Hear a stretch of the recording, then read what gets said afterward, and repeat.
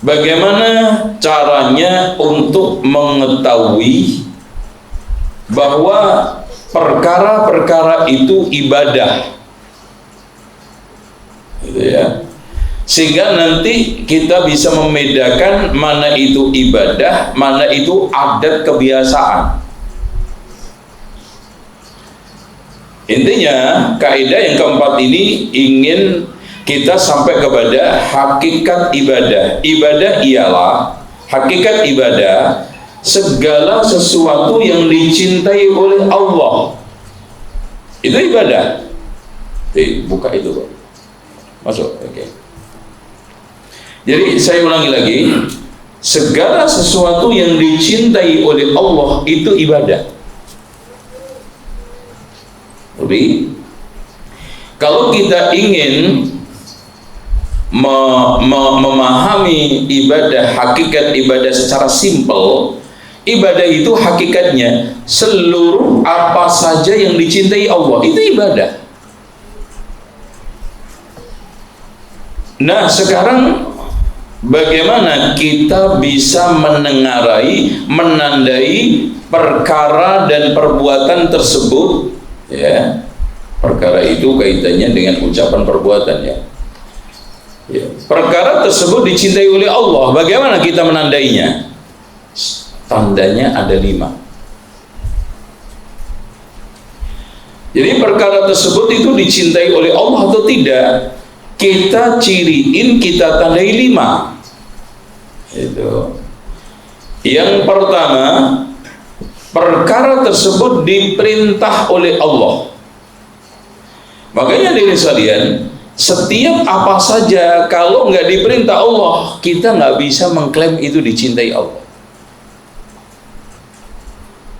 Karena itu diperintah Allah, pasti dicintai. Yang kedua, kalau tidak ada perintah, maka kita tandai dengan yang kedua, diungkapkan oleh Allah dan Rasulnya dengan ungkapan ridha. Makanya dari sini kita bisa pastikan segala sesuatu yang diperintahkan oleh Allah dan Rasulnya pasti dicintai oleh Allah dan pasti ibadah. Yang kedua, segala sesuatu yang diridhoi oleh Allah dan Rasulnya pasti ibadah, pasti cintai dan ibadah. Contoh, Inna Allah la yarda 'anil 'abdi idza akala aklatan fayahmaduhu 'alaiha. Sesungguhnya Allah itu sangat ridha kepada seorang hamba ketika makan, habis makan mengucapkan alhamdulillah, habis minum mengucapkan alhamdulillah. Berarti habis makan, habis minum mengucapkan ibadah, mengucapkan alhamdulillah apa? Ibadah. Jadi segala perkara yang diungkapkan oleh Allah dan Rasulnya dengan ibadah, dengan apa? Ridha, itu pasti ibadah. Yang ketiga, kalau tidak ditandai dengan perintah, atau yang kedua tidak ditandai dengan ungkapan ridha, yang ketiga dipuji oleh Allah dan Rasulnya. Artinya segala sesuatu yang dipuji oleh Allah dan Rasulnya pasti dicintai dan akhirnya ibadah. Allah dan Rasulnya memuji orang bertaubat, memuji orang-orang yang bersuci, memuji orang yang bersedekah. Berarti bertaubat, bersuci, bersedekah itu ibadah. Ya. Yang keberapa? Yang keempat, dijanjikan oleh Allah pahala. Ya. Jadi setiap perkara mana saja yang dijanjikan oleh Allah dan Rasulnya dengan pahala, maka perkara itu pasti dicintainya dan akhirnya ibadah. Dan itu banyak contoh. Man qala subhanallah wa bihamdihi ghurisat lahu nakhlatun fil jannah. Barang siapa yang membaca subhanallah wa bihamdihi sekali, maka ditanamkan 1 pohon kurma di surga. Berarti ibadah. Man qara harfan min kitabillah falau bi hasanatun fal hasanatu bi asyri amsalha. Barang siapa yang baca 1 huruf dari kitab Allah, maka dia sama aja Barang siapa yang membaca satu huruf dari kitabullah, maka dia akan mendapatkan satu kebaikan dilipatkan 10 kali. Saya tidak mengatakan alif lam mim satu huruf, tapi alif satu huruf, lam satu huruf, mim satu huruf, berarti baca Al-Quran per huruf itu ibadah. Kenapa? Karena diungkapkan oleh Allah dan Rasulnya dengan pahala, dijanjikan pahala.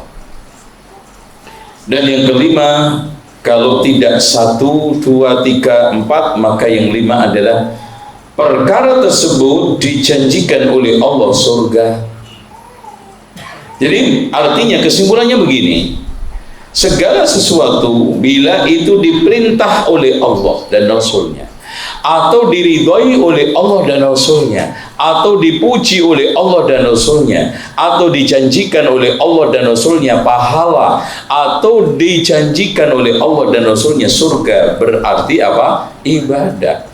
Kesimpulan closingnya, kalau tidak ada salah satu di antara 5 itu, maka kita wajib pastikan bukan diibadah dan tidak dicintai Allah. Contoh tahlilan. Langsung to the point. Apa? Kan orang Jawa Timur apa adanya.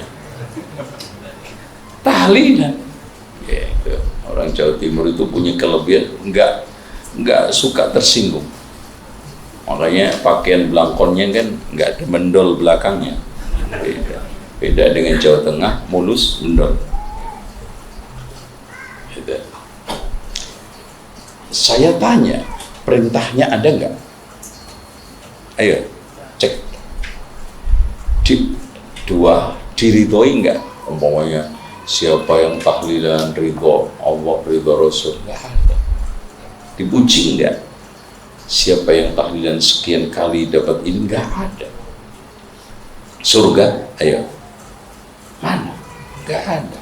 Baca manaqib, Maulid Nabi, ayo. Siapa yang maulidan 5 kali sama dengan umroh sekali? Enggak ono itu. Dan kenapa antum susah payah buang-buang umur waktu untuk hal yang perintah enggak ada, ridho Allah enggak ada, ujian Allah enggak ada, pahala enggak ada, surga enggak ada? Ngapain? Itu. Jadi setiap sekarang ibadah yang antum lakukan, pertanyakan salah satu di antara 5 itu. Kalau ada, lanjutkan. Kalau enggak, stop.